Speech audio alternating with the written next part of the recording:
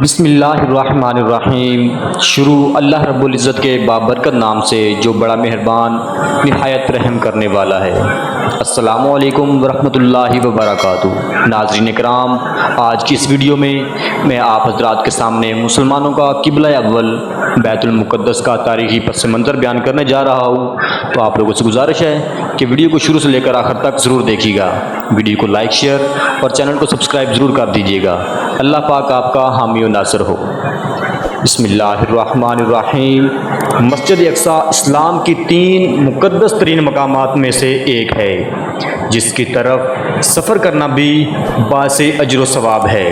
مسجد اقصی اپنے آپ میں ایک مکمل تعمیری تاریخ رکھتی ہے، جس کا تعلق قوموں کے عروج و زوال اور پیغمبروں کے معبود ہونے سے ہے۔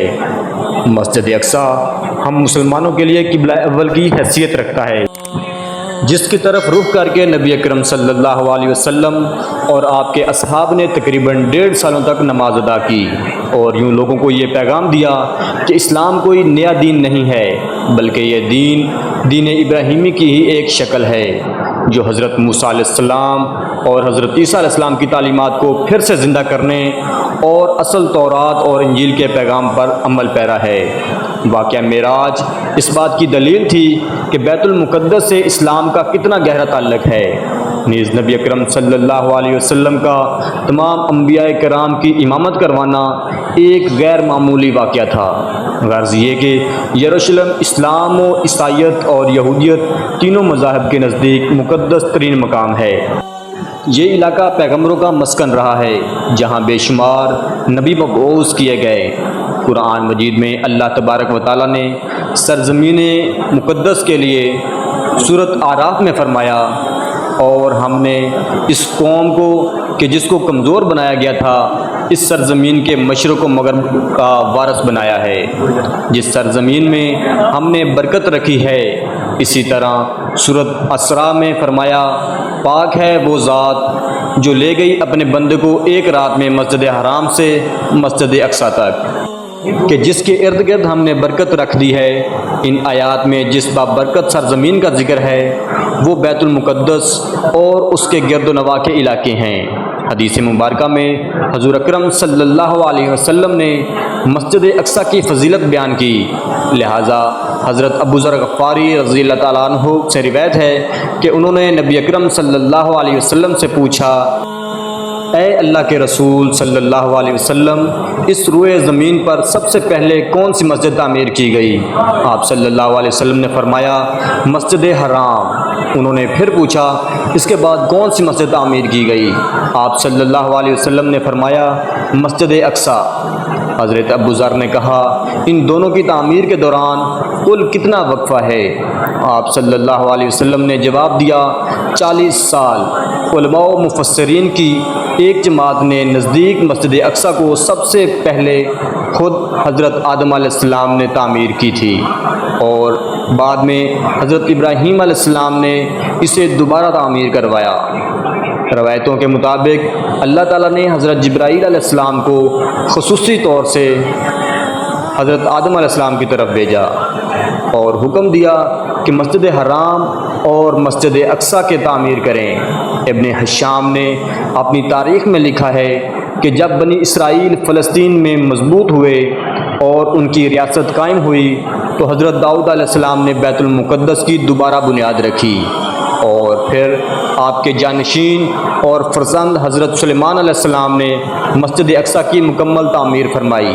غرض یہ کہ احادیث اور تاریخی روایتوں سے یہ پتہ چلتا ہے کہ بیت المقدس کو کئی مرحلوں میں بار بار تعمیر کی گئی، نیز اس کی تجدید کئی پیغمبروں نے کی۔ مسجد اقصی کی مکمل تعمیر حضرت سلیمان علیہ السلام کے دور میں ہوئی، جس کی تائید نہ صرف اسلام بلکہ اسرائیلی روایتوں سے بھی ملتی ہے۔ حضرت سلیمان علیہ السلام اللہ کے جلیل القدر پیغمبر تھے، جن کی سلطنت مشرق سے مغرب تک تھی، اور انسانوں کے ساتھ چرند اور پرند، جانور، حیوانات اور جنات پر بھی آپ نے حکومت کی تھی۔ جنات آپ کے تابع اور فرما بردار تھے۔ اللہ پاک نے جنات کو آپ کے تابع کر دیا تھا جو حکومتی امور میں حضرت سلیمان علیہ السلام کے حکم کی تعمیل کرتے تھے اور بڑے بڑے کام سر انجام دیتے۔ لہٰذا مسجد اقصیٰ کی تعمیر کا کام بھی حضرت سلیمان علیہ السلام نے جنوں سے لیا تھا۔ اس مسجد کی تعمیر آپ کے بادشاہ بننے کے بعد ہی شروع ہو گئی اور تقریباً 40 سالوں میں مسجد کی تعمیر مکمل کی گئی۔ تعمیری مقام پر حضرت سلیمان علیہ السلام نے شیشے کا ایک حجرہ بنایا تھا جس کے اندر آپ عبادت کیا کرتے تھے۔ آپ اپنے عصا کے سہارے کھڑے رہتے اور اللہ کی عبادت میں مشغول رہا کرتے تھے۔ یہ عبادت کافی طویل ہوتی تھی۔ آپ کئی دن یا رات ایک ہی جگہ پر کھڑے رہتے تھے اور جنات اپنے کاموں میں مشغول رہا کرتے تھے۔ جب سلیمان علیہ السلام کو یہ علم ہوا کہ جلد ہی آپ کی وفات ہونے والی ہے تو آپ نے اللہ سے دعا کی کہ ایسا معجزہ صادر ہو جائے کہ ان جنوں کو آپ کی وفات کا علم ہی نہ ہو اور وہ اسی طرح اپنے کاموں میں مصروف رہ کر مسجد کی تعمیر مکمل کر دیں۔ لہٰذا اسی حجرے کے اندر جب آپ عبادت میں مصروف تھے تو آپ کی روح قبض کر لی گئی، لیکن اس عصا کے سہارے آپ علیہ السلام کے جسم مبارک ویسے ہی کھڑی رہی اور جنات یہ سمجھتے رہے کہ آپ عبادت میں مشغول ہیں۔ دراصل پیغمبروں کے جسم مبارک کبھی سڑتی نہیں، نہ ہی زمین کی مٹی انہیں کھا سکتی ہے۔ اس روئے زمین پر جتنے بھی نبی بھیجے گئے آج بھی ان کے جسم قبروں میں صحیح و سالم موجود ہیں اور غیبی طور سے انہیں رزق ملتا رہتا ہے۔ لہٰذا حضرت سلیمان علیہ السلام وفات کے کئی سالوں بعد تک اس مقام پر عصا کے سہارے کھڑے رہے۔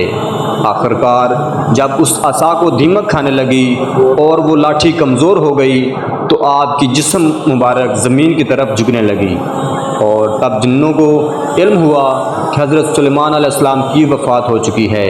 اس واقعے کو اللہ تعالیٰ نے سورۃ سبا میں یوں بیان فرمایا ہے، پھر جب ہم نے ان پر موت کا حکم بھیجا تو جنوں کو ان کی موت کا علم نہ ہوا مگر زمین کی دیمک ان کی عصا کھاتی رہی، اور جب سلیمان علیہ السلام زمین پر آئے تو جنوں پر وہ حقیقت کھل گئی۔